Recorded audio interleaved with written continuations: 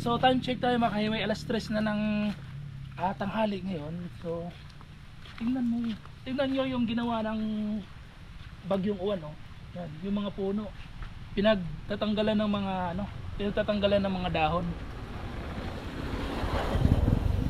Kumbaga parang nagmukha tuloy haunted place itong ibang mga lugar dito sa Karamuan dahil nga sa hitsura ng mga puno, maraming mga dry leaves gawa nung Super Typhoon Uwan na tumama dito sa Bicol.